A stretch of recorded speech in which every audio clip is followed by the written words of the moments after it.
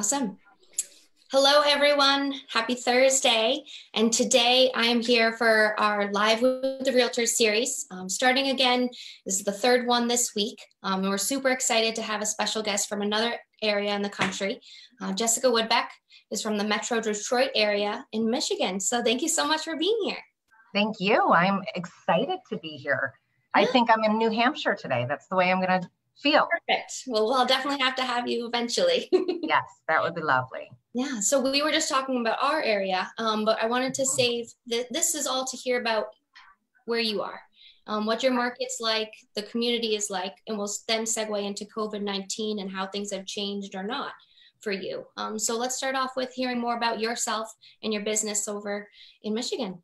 Sure. So I have been in real estate since 2009. Part-time. I didn't go full-time until 2015.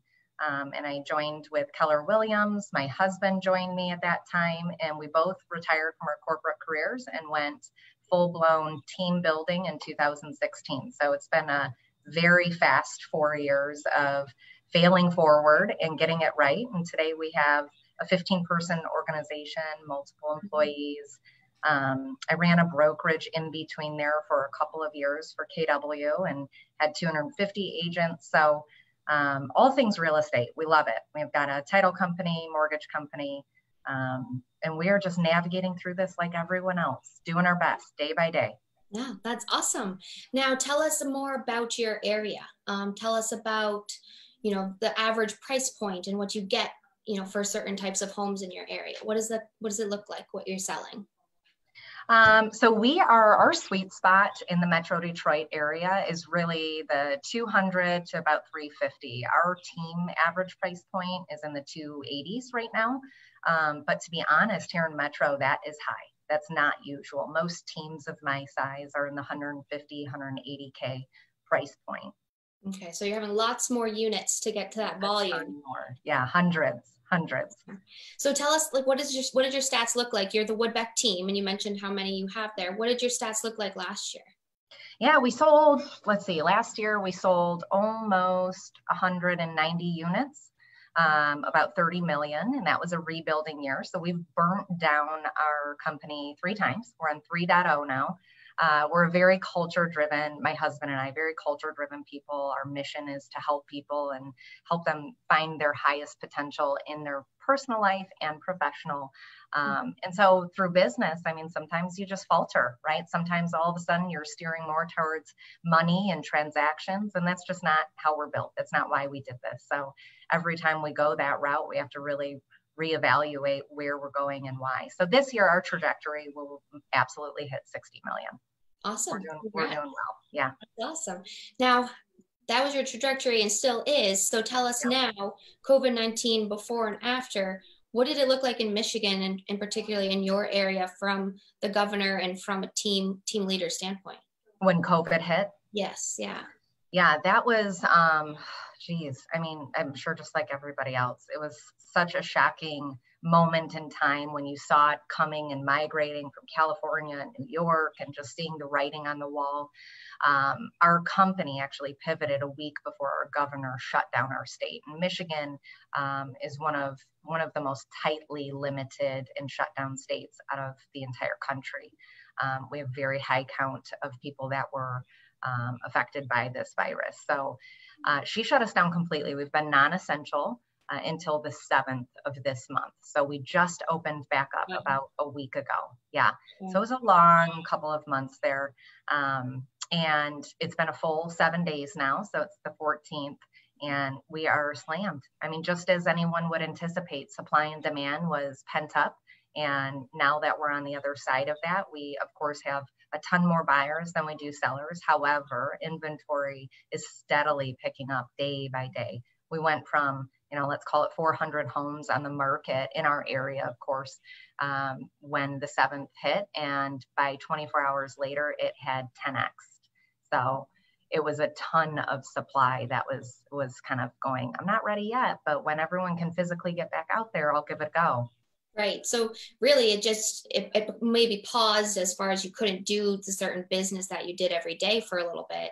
And now that's built up that momentum. Yeah. We, so when COVID hit, I mean, as a company, I think a lot of people either shut down and said, we're just going to ride this out because they were scared themselves as human beings, right? We're humans first before we are business owners. So everyone reacts differently to that. Our crisis management was I think our threshold's a little bit higher. My husband's a retired police officer, so he's been trained 6 ways to Sunday on how to handle crisis. And we really took a prepared method of protecting not only our people, but their families. And how do we do that? How do we look to make sure that they're happy, healthy, and productive? Because we're commission-based people. And if they go 2 months without selling real estate, it's game over, right? There's a lack of food on the table. There's a lack of being able to pay bills. And that is not something we wanted to be a part of. We didn't want that for anybody. So we pivoted a week before our state was shut down on virtual business. And we went through a whole week. I mean, we're still training on it, where we recreated our complete training platform, the way we communicate with sellers and buyers, how we could show property. We got out there and got as many virtual tours as humanly possible within that week's time of our properties, of other realtors' properties that wanted us to do that for them, just so that we could help the industry continue to move forward. So that for us was huge. Absolutely. Yeah. Definitely very smart.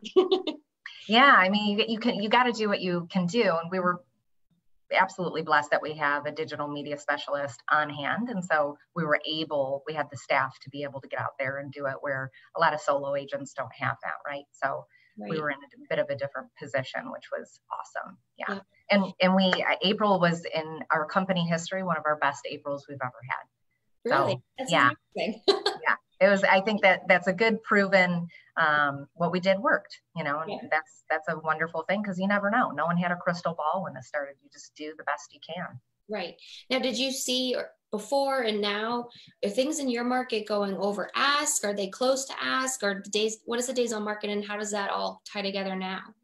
Yeah, well, it's a little premature to look at that days on market, right? We've only been open for 7 days. Over the 60 days, though, days on market did not shift that much. Because inventory was still low. We were in such a hot market as it was. And in Michigan, we have the seasonality, right? So we were already in the place where inventory is naturally lower for us. So days on market didn't shift too much. Sellers that weren't comfortable just simply got off market. And the ones that were comfortable and wanted to go the virtual route sold quickly, because they were the only ones out there able to. So we'll see what happens with days on market. I think it'll probably go down because of that pent up demand. We know right now everything's getting multiple bids. Sellers are not necessarily going with the highest dollar amount anymore, which they were prior to this. Now sellers and agents obviously are looking to protect the transaction, making sure it's a really viable buyer. That funding is not going to get messed up because of COVID-19, or job loss is not in the looming future of this particular buyer. So we're seeing that, which was definitely different than pre-COVID. Interesting. Yeah. And then since then too, you've talked about how you had to adapt for your team and your clients. And I wanted to touch on certain things you rolled out in April and now in May, particularly the Core 4 and any other things it's special to you. And it's going extremely well, it seems, from looking at your Facebook. Yeah. So the Core 4 series, again, during that little think tank that we had, it was March 16th. I'll never forget that date for as long as I'm alive. We had to make a decision that no one else had made in our area. And we decided at that point, we were shutting down our office. We were going completely virtual, and we needed the operations team to help roll out a whole virtual training plan and foundation. And within that think tank, we had to answer a couple of questions, right? And we're in the people experience business. And the first people we serve is our work family, right? The people that are out there, helping sellers and buyers. And what would they need during the most uncertain time in their entire lives? And the two things that we came up with was clarity and engagement. And we are a company where we have structure that's not stifling. It was something that we were very proud of. We didn't have too many meetings. You weren't forced to come into the office, things like that. And so we threw that completely out the window and said, that's not what people need right now. The new normal, people need engagement more than ever, which means our structure had to be increased. So a couple of things we did to keep people happy, healthy, and productive was we talk twice a day at minimum. So we rise with each other with accountability and commitments through a video call and our workplace chatting mechanism. And then we end the day with the sun going down, back on a call and saying, what'd you do with the day? So it's our daily juice up and our daily squeeze at the end of the day to say, what'd you accomplish? How did you do it? Does anybody need anything? Because of course, everyone had moments, right? So it was a way for us to have transparency, vulnerability at the core of how we could help each other as human beings throughout this. And then our passion project of the Core 4 series was born out of all of that. Again, how do you keep people happy, healthy, and productive?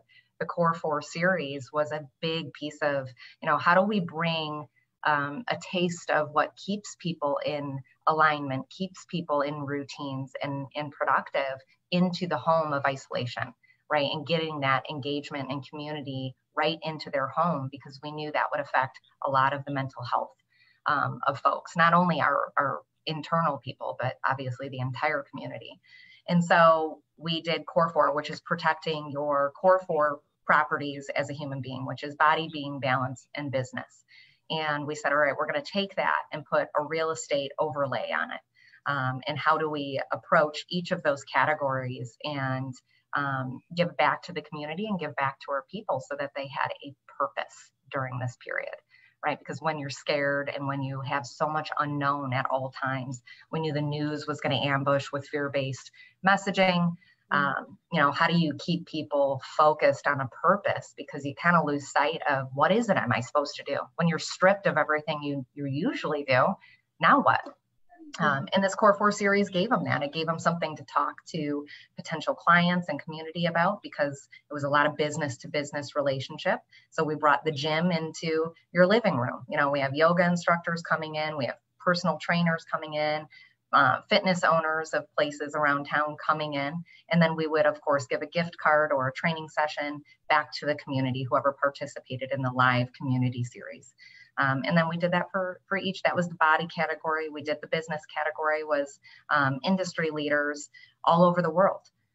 So we were fortunate. I have amazing relationships with some really incredible people that volunteered their time to participate and give back during this period that people were going through. And so that was a way to just iron sharpens iron, right? You got to keep sharp, you got to get trained. There's no time better than to do that now. And so that category, applied to that. We had national speakers come on, we had coaches come on, we had business entrepreneurs come on and talk about how do you help people through this? What is your message? When you're so uncertain, you don't want to be, I'm sure you felt this way and everyone else felt this way. You don't want to be insensitive, because everyone responds to this in such a different way that you have to come in a no judgment free zone at all times and really meet them where they're at. And so the community series gave us the leverage to be able to say, hey, yes, I am your real estate professional of choice, and I'm not calling about that. I'm calling to just check in and talk to you about where you're at, how you're doing. Is there anything that I can do for you? And if you're up for it, we have this whole community series going on. I'd love to invite you to it and have you be a part of it. Awesome. Yeah. And then the balance piece, the balance piece was a fun piece. We were bringing bars into people's kitchens and restaurants into people's kitchens, all the favorite ones around town. So it's been a ton of fun. Yeah, I can see why it is a passion project in itself. And I'm excited, you have a whole list, this week of what's coming on. So I have tagged the Facebook page in this caption as well. So I would encourage everyone to go check out, exactly what she's talking about and the time and, the value added. It's not just value for the customers that you have in Michigan, it's everywhere. You're hearing from people across the country. We're talking from, to realtors across the country. So just giving that value and being there to support, it sounds like you are doing an amazing job. Thanks. Yeah. And just, for any entrepreneurs or realtors on the line, one of the biggest behind the scenes piece from a tactical standpoint is the depths in which you can build that rapport with the local community. Business owners right now, you can't touch it with a 10-foot pole outside of this historic moment, right? So that is branded in everyone's mind that you did your part to serve these entrepreneurs and these people at this time. And then in return, what you've gained is mind share. right? You've gained that place forever in their hearts and their heads as, you know, the real estate company of choice that did something completely that didn't serve real estate at all, was just simply community first. So that's been huge for our referral sources too over this period of time. We love that. And it's where we live. It's, you know, why would people want to live here? It's the community first. Yes. It's really important. And before we go, I had one more question that I'm asking all the realtors for the lives. Okay. We always say, love where you live. So tell us why you love where you live. Oh gosh, Metro Detroit. You know, it has such a bad rap when you've never been here and you think Detroit, it's so scary. What has happened here in the last decade is some of the most exciting metro and urban living that you could ever be a part of. The eateries here and the businesses that are booming and thriving under the small business entrepreneur spirit is just, it brings a vibe and a spirit to the area that you can't really feel anywhere else. You've got these small pod cities that are literally just right next door to each other, all the way from down in Detroit, all the way north.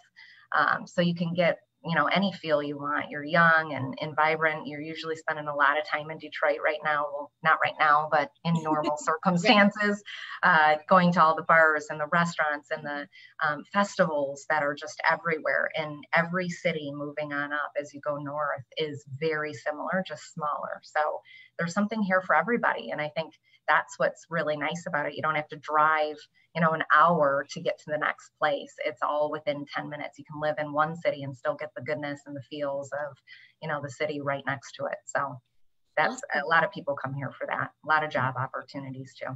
Yeah, you sold me on a visit when I can. Good. I would love it. Thank you so much for having me. I really appreciate it. Jessica, and it's Jessica with the Woodbeck team. So thank you so much, and feel free to check out their Facebook to see more about their community involvement, what they do, and they're an extremely hardworking team, and they're killing it. Awesome. Thanks, Bree. Thank you. Take care. Bye.